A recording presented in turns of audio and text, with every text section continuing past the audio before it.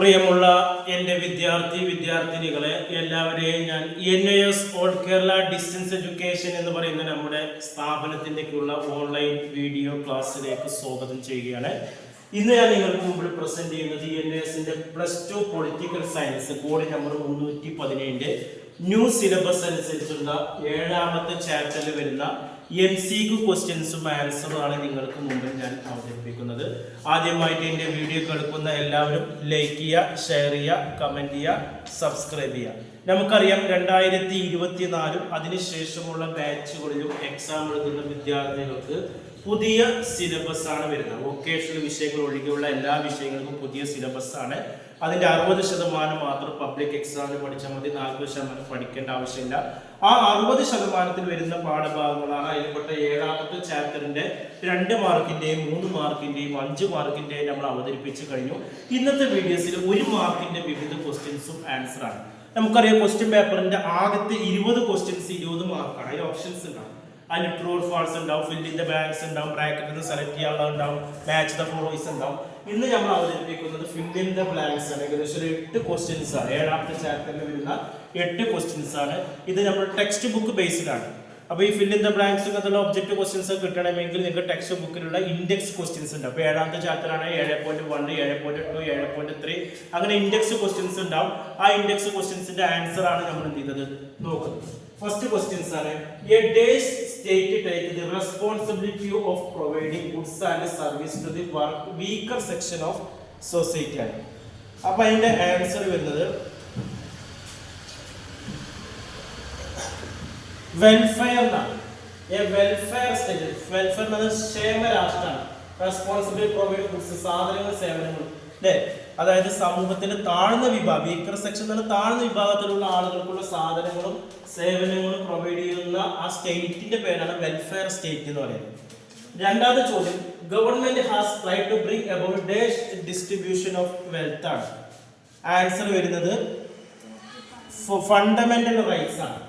Government has try to bring about government has try to bring about dash distribution of wealth എന്നാണ് പറയുന്നത്. പിന്നെ പറയുന്നത് മൂന്നാമത്തത് പറയുന്നത് the dash system has been abolished all over India എന്നുള്ളതാണ്. അപ്പൊ zamindari system has been abolished over India. രണ്ടാമത്തെ government has try to bring about the equitable distribution. Equal ആയിട്ടാണ് ഗവൺമെന്റ് എന്ത് ചെയ്തത് ഡിസ്ട്രിബ്യൂഷൻ ചെയ്യുന്നത്, വെൽത്ത് ഈക്വൽ ആയിട്ട് ഡിസ്ട്രിബ്യൂഷൻ ചെയ്യാണ്. മൂന്നാമത് പറയുന്നത് ജമീന്ദാരി സിസ്റ്റം ആണ് ഇന്ത്യയിൽ അബോളിഷ് ചെയ്തത്. അടുത്തത് നാലാമത്തെ പറയുന്നത് khadi and village industries board has been set up to promote dash industries ആണ്, സ്മാൾ ഇൻഡസ്ട്രീസ് ആണ്. Khadi and village industry board has been set up. ഇത് ഏത് ഇൻഡസ്ട്രീനെ ഡെവലപ്പ് ചെയ്യാനാണ് ഖാദി ആൻഡ് വില്ലേജ് ഇൻഡസ്ട്രി വന്നത്? Answer small industry. അഞ്ചാമത് directive principles are dash nature ആണ്. അഞ്ചാമത് വരുന്നത് പോസിറ്റീവ് നാച്ചർ ആണ്. Directive principles are positive nature ആണ്. ആറാമത് പറയുന്നത് fundamental rights aim at the development of every dash. Fundamental എന്ന് പറയുന്നത് ഇൻഡിവിജ്വൽ ആണ്. ഫണ്ടമെന്റൽ റൈറ്റ്സ് എന്ന് പറഞ്ഞാൽ ഡെവലപ്മെന്റ് ഓഫ് എവറി ഇൻഡിവിജ്വൽ, ഓരോ വ്യക്തിയുടെയും വികസനമാണ് എന്ന് വരുന്നത് ഫണ്ടമെന്റൽ റൈറ്റ്സ്.